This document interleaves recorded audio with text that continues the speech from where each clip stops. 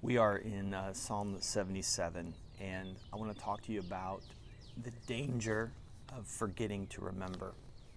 I think it really comes down to the joy in the Christian life, the success in the Christian life, if you want to use that word, comes down to simply remembering and not forgetting to remember, which means we have to be intentional.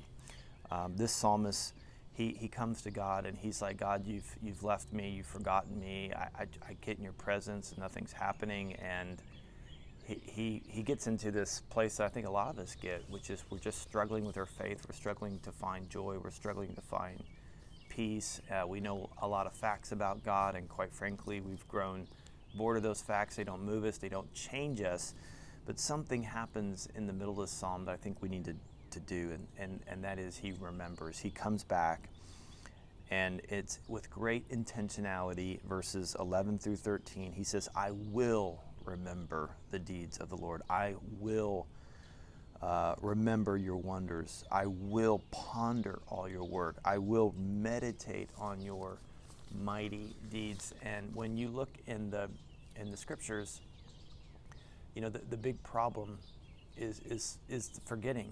There was a generation after Joshua that had forgot not who God was, not the facts about God, but they had forgotten what he had done for them, and it didn't move them, and they just left them behind, and they went into a downward spiral.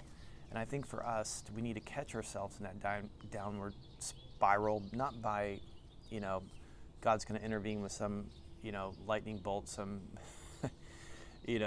crisis of joy, if you want to use that language, but really it comes through intentionally meditating on this and remembering what he has done for us. I mean, that's what the enemy did in the very beginning, tried to convince Eve, hey, you don't need God.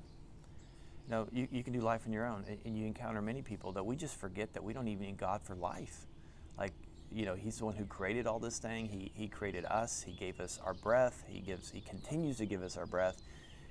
So we just need to start out with gratitude for simple things. God, thank you for my life. Thank you for what you've done. And then begin to meditate on the fact that he died for our sins. So if you ask any Christian, hey, has Christ died for you? Yeah, he's died for you. And sometimes we could say it just like that. Does God love you? Yeah, Jesus tells me this, I know, for the Bible tells me so. And we have it with that kind of emotion. But do we ever ponder the fact that the God of the universe, the creator of the universe, the perfect one, the powerful one, became a baby and then walked this earth, lived perfectly for us, was beset with every temptation and fear that we have, yet did not give in to that temptation.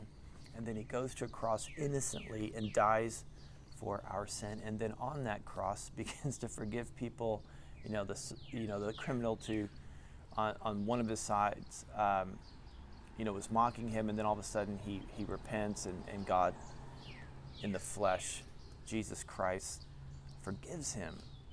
And his grace is so amazing. And for us to contemplate the fact that Jesus died for our sins on that terrible, terrible cross for us, and then allow that not just to be up here, but to change our hearts. So what do we need to do? We need to remember.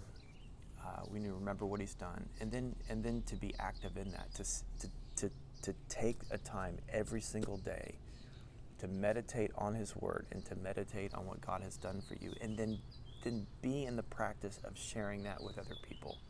To say, look what God's doing in my life. I want to know what God's doing in your life. And that's the way that we can serve each other and love each other, because one of the greatest dangers is that we forget to remember.